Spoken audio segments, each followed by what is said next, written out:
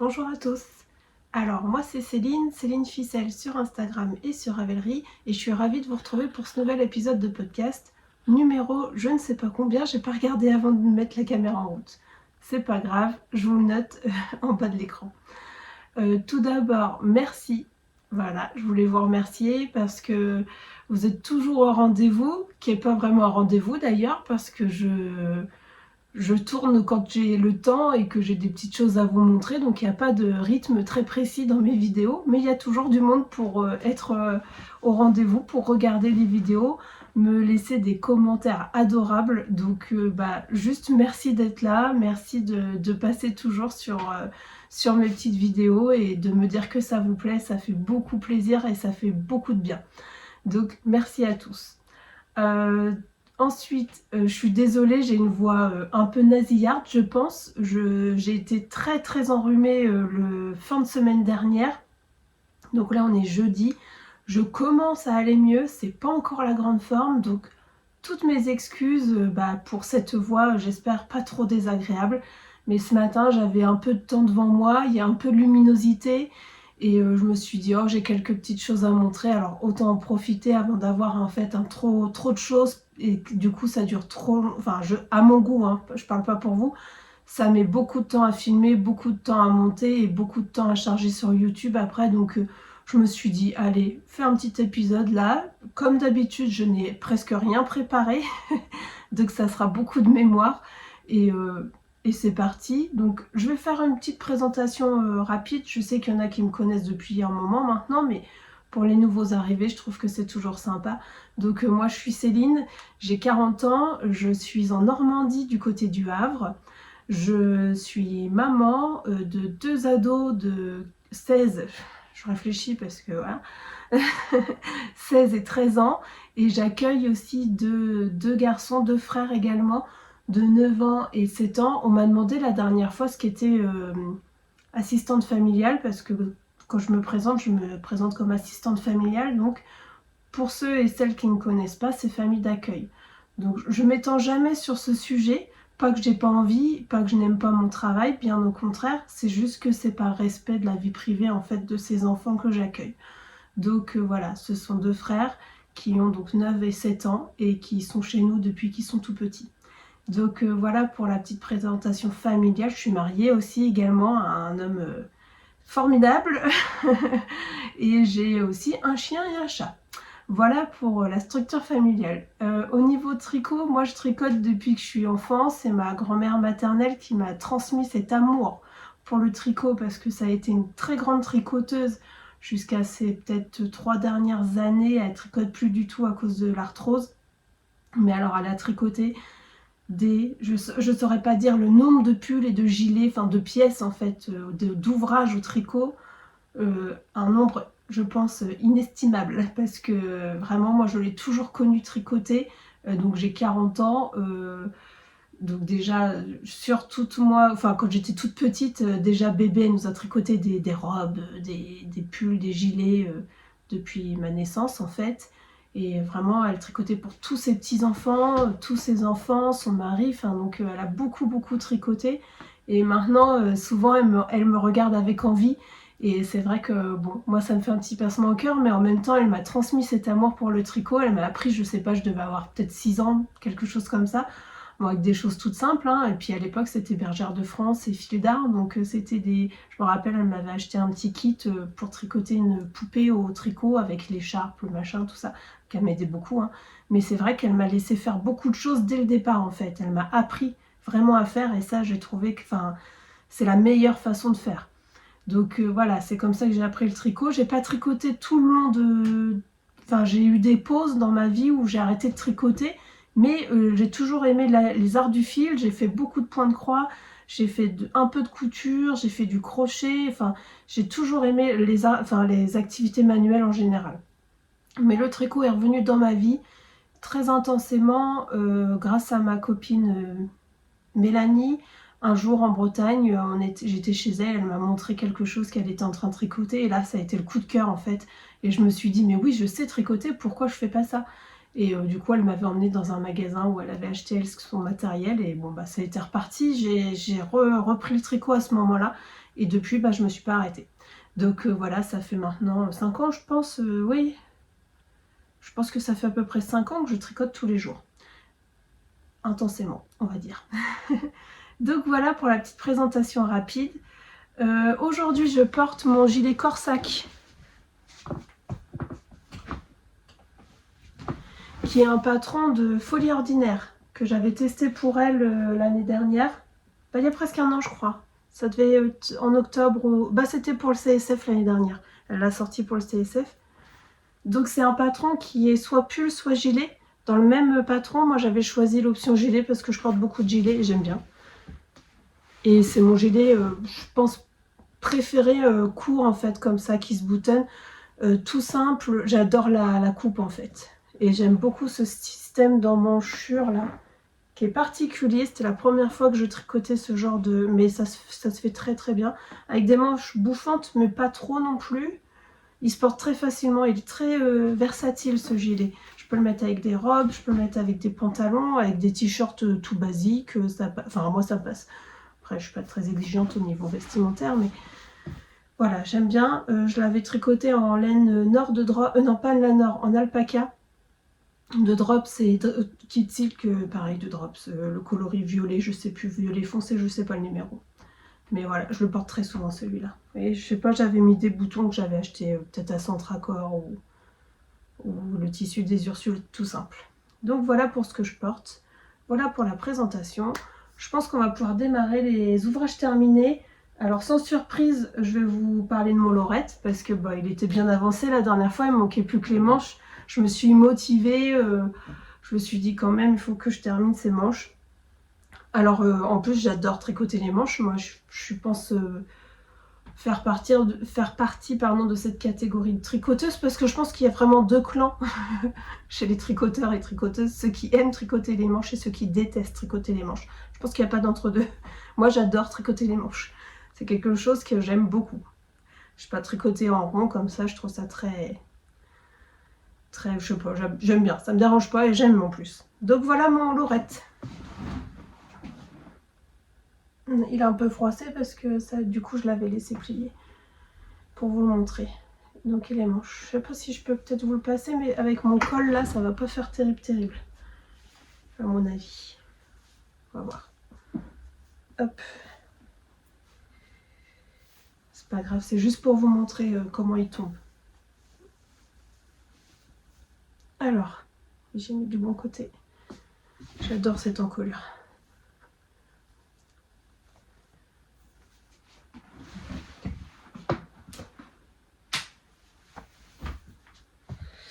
Pas beaucoup de recul dans cette pièce.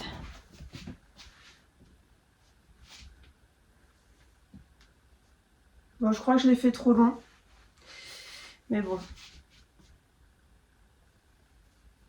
Je l'aurais préféré un petit peu plus court. Mais bon, j'en suis contente. Je pense que le mérino, c'est très détendu au blocage. Pourtant, j'ai pas tiré dessus, mais bon. C'est le 100% mérino. Ça prend toujours beaucoup ses aises. Alors moi, je compte toujours dessus pour les manches parce que j'aime pas les manches trop longues. Donc je fais toujours attention de ne pas tricoter les manches trop longues. Mais c'est vrai, pour le corps, je me suis pas trop méfiée. Et du coup, j'aime moyennement cette longueur. Mais bon, c'est pas grave. Alors, le lorette, je vous avais déjà expliqué. Donc je vais aller quand même assez rapidement. C'est un modèle qui est quand même très très connu de Nadia Crétin-Leschène, donc NCL Knits. Patron du lorette, je ne saurais pas vous dire le prix parce que moi c'est un patron que j'ai testé, donc forcément le patron m'a été offert par la suite par Nadia. Alors c'est un patron français, il est aussi en anglais et il est très bien écrit. On commence par l'encolure et on fait un système de rang raccourci. Je suis désolée, je sens dans ma gorge là que j'ai du mal à prononcer, avec mon nez aussi. On fait un système de rang raccourci dans les côtes. Oh là là, ça va être dur. Donc vous voyez, derrière, on a ça de rang de côte, alors que devant, on n'a que ça. Et c'est très très bien écrit. N'ayez pas peur là-dessus, vraiment. Je sais plus qui m'a demandé encore il n'y a pas longtemps, mais ça se fait très très bien. Il faut juste lire ce qui est marqué Et du coup, ça se fait vraiment très très facilement. Et je trouve ça très joli parce que moi, j'ai beau serrer correctement mes rangs raccourcis, quand c'est dans du jersey, je trouve qu'on les voit toujours. Là, dans les côtes, c'est invisible. Je trouve ça très très beau. Et ça fait juste... Alors moi, je ne suis pas quelqu'un qui aime les grandes encolures, donc ça me convient tout à fait ce genre d'encolure. J'ai fait la taille 3, je crois. Oui, j'ai fait la taille en dessous de ce que j'avais fait la première fois. Et en plus, je suis restée en aiguille 3,25 pour resserrer mon tissu. Donc, je n'ai pas tout à fait le bon échantillon. J'ai un tissu un petit peu plus dense que ce qui est préconisé. Ensuite, on vient faire une très jolie dentelle, pas compliquée du tout. Après, on insère notre première rayure. On fait un raglan. Et après, c'est du jersey, hein, avec le raglan. On sépare, on fait les rayures, on fait des côtes, des manches avec des rayures, des côtes, Qu'est-ce que j'ai fait comme rabat? Je fais un rabat classique. J'ai pas fait de rabat à l'aiguille. Non. Voilà, très simple. Alors, je trouve qu'au niveau coloris, c'est plutôt sobre. Ça va passer avec plein de choses. Enfin, moi, j'aime bien. Avec un jean noir, bleu. J'aime bien.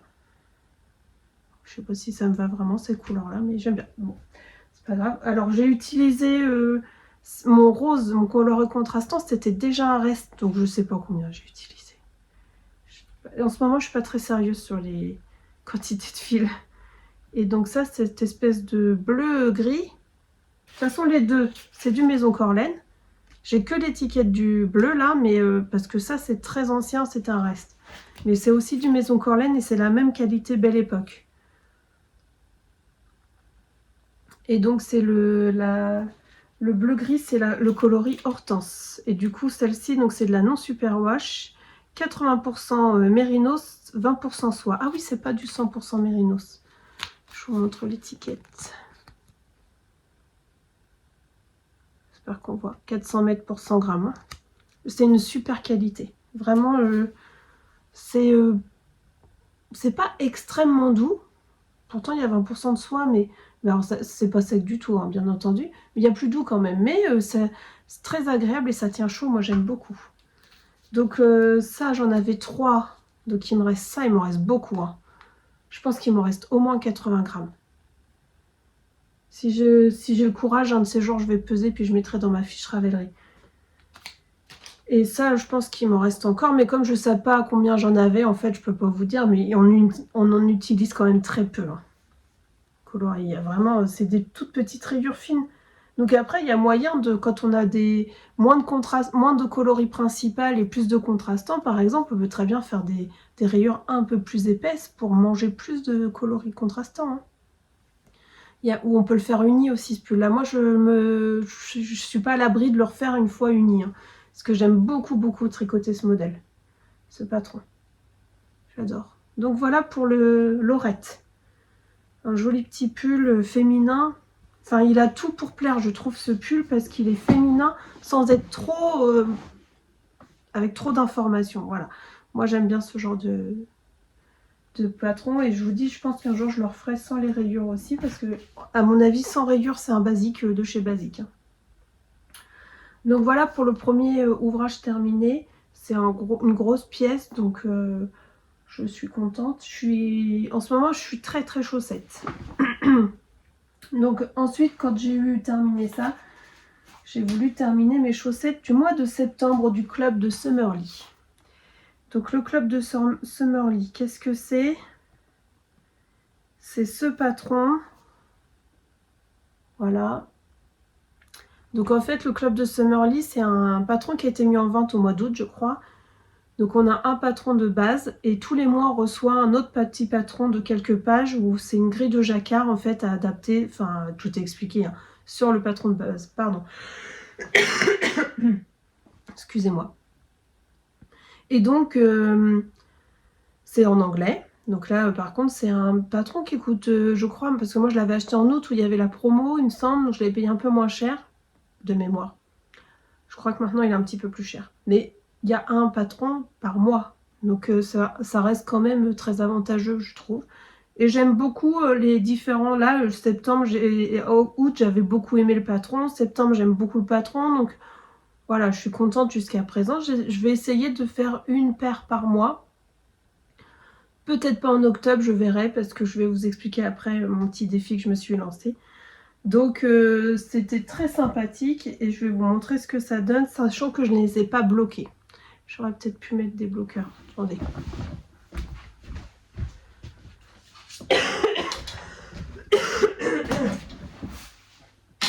Au moins une sur un bloqueur, ce serait pas mal.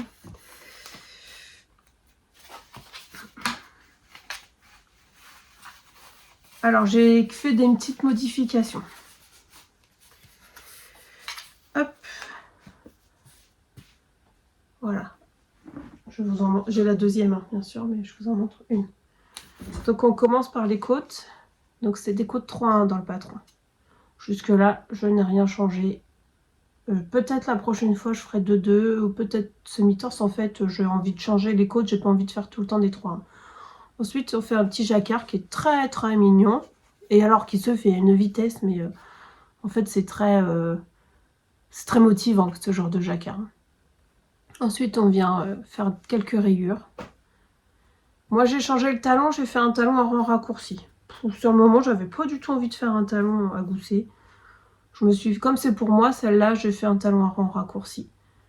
Des rayures, donc c'est pareil, ultra motivant, et une pointe, et j'ai fait ma pointe que moi je fais d'habitude. Donc voilà pour cette petite paire de chaussettes que j'ai fait avec plein de petits restes. Alors pas pour les coloris de rayures, c'est de la Jawol de chez Lang. Donc c'est ces deux-là. Vous avez le coloris, le bleu c'est celui-là. Oups là. Attendez, je vais vous remontrer les deux en même temps. Voilà, vous avez l'espèce de rose pêche là et le bleu. Vous avez les coloris ici et ici. Donc la Jawol, c'est de la classique, hein, laine classique 75-25. Hein. Moi, c'est ma laine préférée. La chaussette. Donc j'avais ça, c'est mon fils qui m'a aidé à choisir. Hein, je vous ai expliqué, je crois, les couleurs et je suis contente. Et donc pour tout ce qui est côte et jacquard, j'ai pris des restes. Voilà, ça c'est tous mes petits restes. Calendrier de l'Avent du bruit des aiguilles 2022 également. Ça c'est de la Bougainvilliers de chez Bulbe Bizarre et ça c'est H2O de chez La Féfile. Voilà, c'est que des petits restes. Oh, je suis désolée.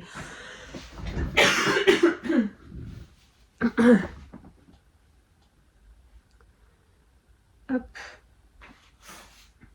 Donc ça se fait bien. Voilà. Ça c'est très très bien fait et j'en suis très contente. Donc ça c'était mes ouvrages terminés et hier soir j'ai terminé encore un ouvrage. Non, je ne ferme pas ma tablette parce que j'ai le patron dessus. C'est vrai que maintenant je fonctionne beaucoup avec les patrons sur la tablette et j'avoue que j'aime beaucoup. Alors ensuite, je me suis lancé un petit défi chaussettes. J'ai envie que pour Halloween, tous les 6, on ait une paire de chaussettes d'Halloween. Sachant que je triche légèrement, mais bon, c'est pas certain que je vais tricher jusqu'au bout parce que j'ai déjà le plus petit, le plus jeune, qui a déjà une paire de chaussettes de Charlotte Stone avec les chauves-souris que j'y avais fait en février ou mars, je sais plus, parce que lui, c'est Halloween dans sa tête toute l'année. Il adore Halloween. À chaque fois, il me fait penser à Laurie Matsusagi, qui elle aussi est une fan d'Halloween. Et que d'ailleurs, j'embrasse parce que je crois qu'elle passe par là. Et du coup, lui, il adore Halloween. C'est Halloween toute l'année. Il se déguise avec ses déguisements d'Halloween à longueur d'année. Donc, quand j'y avais fait choisir une paire de chaussettes, bien évidemment, il avait choisi dans le livre celle avec les chauves-souris. Donc lui, il a déjà une paire de chaussettes, mais bon, en même temps, c'est la plus petite paire. Hein, donc voilà, c'est pas un grand gain, mais quand même, si je veux réussir mon défi, j'ai 5 paires de chaussettes à réaliser, donc pour le 31 octobre, sur le thème d'Halloween. Donc je me suis dit, Céline, sois sérieuse et organisée, commence par les plus grandes. Donc mon fils de 16 ans, chose du 46,5. Donc je me suis dit, je vais commencer par lui. Puis alors lui, c'est un amour, il aime beaucoup de choses, il n'est pas difficile. Et en plus, il aime les petites tiges de chaussettes. Déjà, en temps normal, il ne porte que des soquettes, même l'hiver. Il porte jamais de chaussettes tricotées parce qu'il a toujours trop chaud. Donc quand je lui ai proposé ce défi, il m'a dit « Ah bah oui, si tu veux m'en faire une paire, je veux bien, mais fais-moi une toute petite tige. » Et puis donc on a commencé à regarder les patrons de chaussettes et tout, et je savais à peu près ses goûts, enfin je sais ce qu'il aime, et donc je lui ai proposé le patron des chaussettes Fais-moi peur. Voilà, de Lysandre Ourdin. Et donc c'est lui qui a choisi sur la grille parce qu'on a différentes possibilités de dessin. J'aime beaucoup. Enfin, j'adore ce patron, vraiment, il est top. Et donc lui, il a choisi, je vais vous mettre ça sur le bloqueur, bien que mon bloqueur va être trop petit, je pense. Je suis vraiment désolée pour cette toux, ça doit pas être très agréable. Oui, bah le bloqueur, il est beaucoup trop petit, mais c'est pas grave. Et donc voilà ce que j'ai fait. Donc j'en ai fait 2, hein. J'ai terminé la deuxième hier soir. Donc elles sont pas bloquées, hein, bien évidemment. Alors, il a voulu les têtes de mort. Donc normalement, enfin dans le patron, il y a deux motifs. Mais alors lui, il en voulait qu'un, c'était certain. Et donc voilà ce que j'ai fait. Ça va se lisser, hein, tout bien. En plus, c'est du 72 mailles, hein, parce qu'il a un coup de pied, mais je n'ai jamais vu des pieds si gros, si grands, si larges. C'est incroyable. Quand j'ai fait, parce que du coup, je me suis méfiée. Hein. J'ai fait les côtes, j'ai fait le jacquard, et là, direct ici, j'ai dit, j'ai fait essayer, être sûr que ça passe, parce que j'aurais pas pu faire plus. J'étais en 72 mailles, avec les augmentations, donc pour le jacquard, et en aiguille 2,75 pour le jacquard. Je peux pas faire mieux. En plus, je tricote lâche, moi. Hein. Et là, je vois qu'il galère pour les enfiler. Ah, je me suis dit, c'est marre, il va pas pouvoir les mettre. Et puis, il a fini quand même par réussir. Et puis après, avec le talon, tout de suite, ça allait beaucoup mieux. Donc, je me suis dit, bon, c'est bon, ça va le faire. Puis là, il les a essayés, ça passe. Ça passe. Ça passe. Non, ça passe sans forcer. Donc, on commence par des côtes 1-1, semi-torse, en aiguille 2,25. Moi, donc, du coup, j'ai fait un rang directement en jersey en changeant ma taille d'aiguille et faisant mes augmentations. Un jacquard qui est très bien expliqué, très sympa. J'ai refait un rang de jersey en faisant les diminutions et en repassant en 2,25. Talon à gousset renforcé, ça c'était obligatoire pour lui. Son pied, c'est impossible de lui faire un talon en rang raccourci, ça ne passe pas. C'est beaucoup trop serré ici. Donc je savais que de toute manière, lui, je faisais un talon à gousset et j'ai bien aimé le faire. Et les explications dans le patron Lysandre, ils sont top. Je suis désolée, c'est à force de parler en fait. Ensuite, on vient faire un gousset avec les rayures, puis on déroule le pied. Vous voyez, mon bloqueur, moi, il s'arrête. Ouais, j'ai la pointe en plus là. Donc voilà, ça fait des grandes chaussettes. Hein. Je sais pas si on se rend compte. Non, je pense qu'on se rend pas compte. Oui, quand même un peu. Ça fait des très grandes chaussettes. Donc ma première chaussette validée, je suis très contente. Pour la tricoter, mes fils, j'ai fait très simple.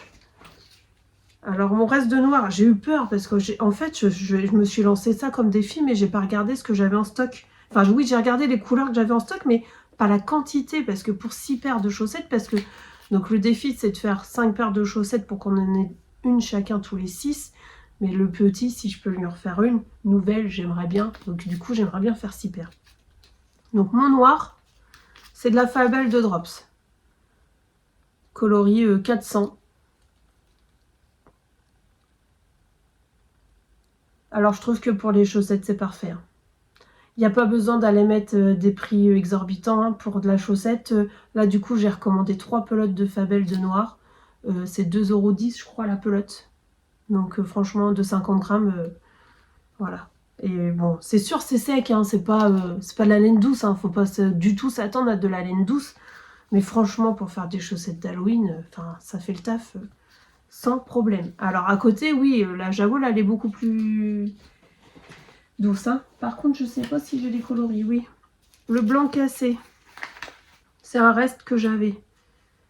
Enfin, c'est que des restes d'ailleurs, parce que moi, mes pelotes de laine à chaussettes, c'est comme ça.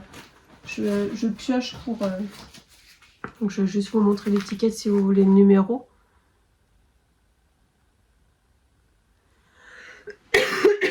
J'ai pas pris le blanc parce que je veux le garder s'il y en a un qui veut des fantômes. Donc là, c'est un espèce de blanc cassé. Et le orange, oui, c'est de la langue aussi. C'est de la Jawol. C'est lui qui a choisi parce que j'avais un autre orange de chez Arweta en Arweta qui était plus... Donc langue Jawol. Toujours, laine à chaussettes. Et le coloris, c'est le 23... Non, ça c'est le lot. 83.0159. Il est joli ce orange. Enfin, moi, je suis pas du tout une matrice d'orange, mais pas du tout. Mais il fait, je trouve, parfait pour les coloris d'automne. Donc voilà, une petite paire de chaussettes halloweenesques. La première, la plus grande, la plus longue à faire, normalement. Donc la prochaine, ça va être le... Alors du coup, au début, j'avais dit que je les ferais dans l'ordre du plus grand au plus petit. Et je vais peut-être modifier parce que j'ai répondu à un appel au test de l'atelier des tricopathes pour un modèle avec une toile d'araignée et puis une araignée qui est super sympa. Donc celle-là, je vais les faire pour mon numéro 2. Donc lui, chose du 35, 36, ça devrait être pas mal. Puis en plus, c'est en 56 mailles, donc ça va aller vite. Pour mon mari, je sais pas encore exactement. Il veut quelque chose de très simple. Ça m'enchante pas. Il veut juste une tête de mort. Donc on va faire ça. Et mon deuxième garçon, lui, il voulait du truc qui dégouline, avec des têtes de mort. J'ai pas trouvé de patron qui me plaisait, et puis j'avais pas envie de racheter un patron surtout. Donc je suis en train d'essayer de faire un petit mélange de plusieurs patrons que j'ai en stock pour voir si ça lui convient. Je lui ai montré un peu ce matin le dessin et ça a l'air d'y plaire. Donc bon, on va voir pour ça. Je fais une petite pause et je reviens. Bon, c'est reparti. J'ai toussé, je me suis mouchée. On va voir si ça le fait. Ensuite, donc là, c'était mes ouvrages terminés. Je vais vous montrer mes encours. Donc je suis pas très multi en cours en ce moment, je suis plutôt raisonnable parce que je suis sur un test déjà, donc faut que ça avance. Donc je me raisonne beaucoup, c'est possible, de temps en temps ça arrive. Alors oui, le dernier épisode, je vous ai montré mon petit sac que Madeleine m'a offert et elle a fait une mise à jour il n'y a pas très longtemps. Et j'ai craqué pour un grand modèle. Je vous le montre parce que vraiment il est superbe. Voilà. Merci Madeleine pour ce très très beau sac, il est vraiment très très beau. Alors je l'ai payé avec mes sous, hein. J'en ai même acheté encore un autre. Je vous montrerai une prochaine fois quand je me l'utiliserai, mais alors ils sont vraiment très très chouettes ces sacs. Voilà, donc c'est 2 lignes de fil. Hop. Envoi super rapide, super soigné, enfin vraiment très beau travail. Donc je dans ce sac un test. Oh, j'ai encore envie de tousser, je suis vraiment désolée parce que je sais que c'est très désagréable. Donc dans ce sac, j'ai un gilet qui est en test pour Mylène de chez Folie Ordinaire. C'est le gilet Laca. Je suis un petit peu emmêlée, que je tricote en Flora de chez Drops, coloris 07.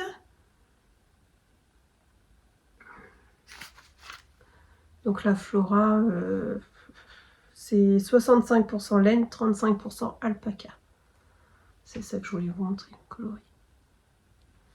Et en kit silk de chez Drops également. Attendez, je vais voir si j'ai un avec le bandeau. Non.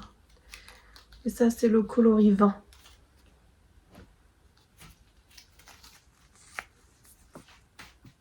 J'ai tout qui vient de tomber. On voit rien. Bon. Alors, ce gilet, il est magnifique. Je peux pas vous montrer la première page du patron, bien évidemment. Je vais laisser la surprise à Mylène.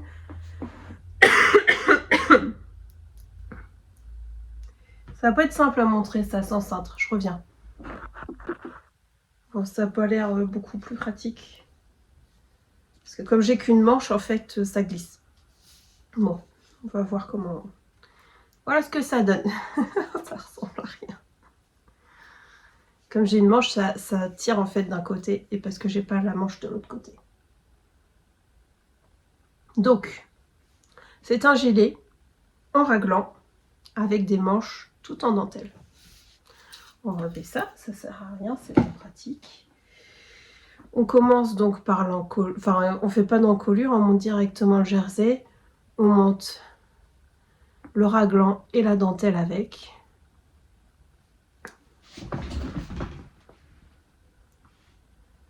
Ça va pas être facile du tout de vous montrer ça. Donc voilà ce que ça donne le raglan avec le début de manche. Ah, c'est joli. Bon, forcément, il faut que la dentelle soit étirée, hein. C'est très très beau. Il va être magnifique ce gilet. Donc je le tricote pour ma soeur. Ah oui, ah mince, Juju, si tu passes par là, t'es gentil et tu regardes pas. Parce que même si tu sais que je te le fais, je préférais que tu aies la surprise en fait, de ce que ça rend. Je vais essayer de penser à y mettre un petit message avant, avant que je le montre, ça serait mieux. Donc, oula, j'ai un peu de mal là. Donc on fait un raglan, c'est un col V. Au bout d'un moment là, on arrête les augmentations et après on continue tout droit. Moi ce que j'ai fait une première manche avant de finir mon corps. Parce que sur le moment, j'arrivais pas trop à retenir la dentelle. Et en fait, une fois que je suis passée en rond, plus aucun problème, je n'ai même plus besoin de regarder mon diagramme. Parce que c'est très très simple, elle est très simple cette dentelle. C'est vraiment très joli. Et donc là, j'ai fait une première manche. Là, je déroule le corps. Et puis, il y a une longue bande de côte. Et puis après, je ferai l'encolure, je pense. Et ensuite, la deuxième manche. Parce que le test, c'est pour le 11 octobre ou quelque chose comme ça. Je sais plus exactement. J'ai peur d'être un peu juste en temps. Parce que c'est assez long. Donc je le tricote en aiguille 3,75, qui n'est pas du tout recommandé dans le patron, parce que moi je tricote très très large par rapport à Mylène. Je crois que c'est 4,5 qui est recommandé dans le patron. Et donc avec un échantillon DK, ça se fait vraiment très très bien. Et là j'ai fait un rabat à l'aiguille. C'est ce qui est recommandé dans le patron. Donc ça avance tranquille. Là, tous les soirs je suis sur mon corps. Bah forcément, alors je fais une taille un peu plus importante que pour la mienne, parce que ma soeur a un tour de poitrine plus important que le mien. Donc ça me paraît un peu long quand même, mais ça se fait bien. C'est tout simple. Et ça rend très très joli cette couleur. Ouais, ça rend pas mal du tout. Ça fera un bon basique, hein. Vraiment tout raffiné, mais ça va aller avec beaucoup de choses cette couleur. C'est très sympa. Voilà.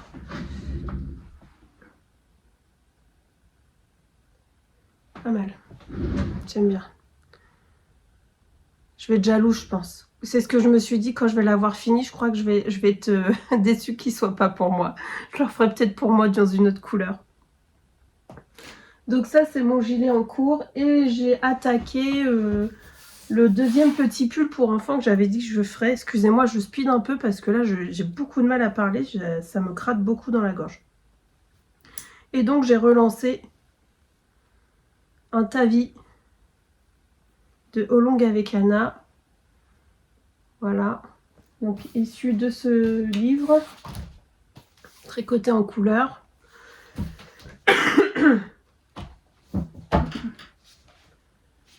Et donc, c'est ce patron de marinière très très basique pour les enfants. Alors là, comme j'avais plus de coloris contrastants, j'ai pris le parti de faire l'encolure en coloris contrastants. Donc j'ai fait des côtes 1-1 semi-torse. Je suis pas sûre que c'était ce qui était recommandé. Elle, c'était des côtes 1-1. Moi, j'ai fait semi-torse, je trouve ça plus joli.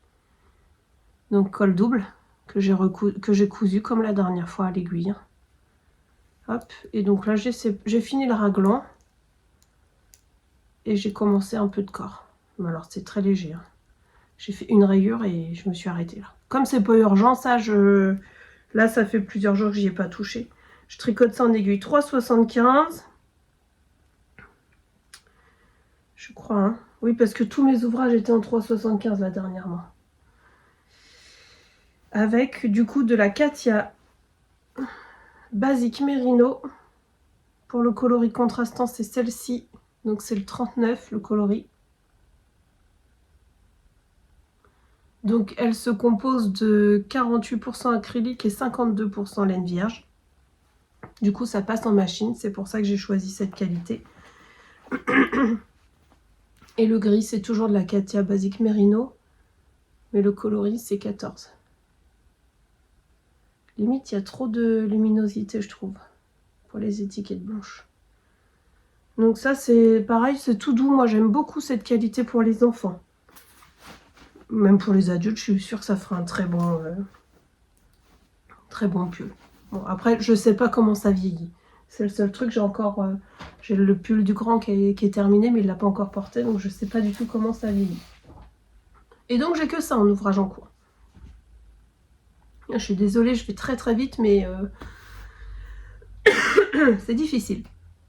Donc voilà pour mes ouvrages en cours. Je vais rattaquer une paire de chaussettes. Dès que j'ai le patron de Cindy, je pense, j'attaque la paire de chaussettes pour l'enfant. Ou alors je commence la paire de chaussettes pour mon mari, mais je n'ai plus de noir. C'est ça mon problème. J'attends ma réception de laine de chez Kalidou qui doit arriver demain normalement. Et là, je pourrai rattaquer. Donc voilà, pour les ouvrages en cours, j'ai plein d'envie. J'ai eu un gros coup de cœur pour le patron de Nadia du châle, le dernier. Je vais vous le montrer, bien qu'il a, je pense, eu beaucoup de succès. Donc le Alaria, que j'ai acheté immédiatement. Je l'avais vu passer en test et sur le moment, j'avais déjà des choses sur mes aiguilles. J'avais pas eu forcément le coup de cœur en voyant le patron, comme la photo de Nadia directement. Et quand j'ai vu la version de Lauriane dans ses vlogs d'été, là, où elle l'a tricoté pendant ses vacances, je l'ai trouvé magnifique. Avec l'alternance de mohair et de fingering, j'ai trouvé magnifique. Donc quand le patron est sorti, je l'ai acheté. J'ai déjà trouvé mon combo, parce qu'en plus, je trouve qu'on va pouvoir faire avec on va pouvoir utiliser ses restes, en fait, de mohair. Et moi, ça m'intéresse beaucoup, parce que je tricote quand même pas mal de mohair et j'ai toujours des restes. Parce que du coup, il faut 50 grammes de mohair, mais tricoté en double. Donc en fait, on peut très bien, enfin je vais essayer, moi en tout cas dans ma version, avoir 25 grammes d'une couleur et 25 grammes d'une autre couleur qui se ressemblent, mais qui ne sont pas les mêmes. Et on va voir ce que ça donne. Bref, vous verrez ça prochainement. Ça sera peut-être mon tricot de vacances de la Toussaint. Ça me dit bien. J'aime beaucoup tricoter les châles en vacances et je pense que du coup, ça va être ça pour celui-ci. Parce qu'on a des vacances un peu spéciales cette année en plus. Donc il va me falloir des petits projets qui ne prennent pas de place et qui sont pas trop compliqués, je pense. Ensuite, je voulais vous parler de quelques podcasts. Je le fais jamais. En plus, c'est pas une très bonne idée de parler encore longtemps, mais c'est pas grave. Mais je me suis dit, quand même, Céline, tu regardes beaucoup de podcasts. C'est vrai que je regarde quand même pas mal de vidéos.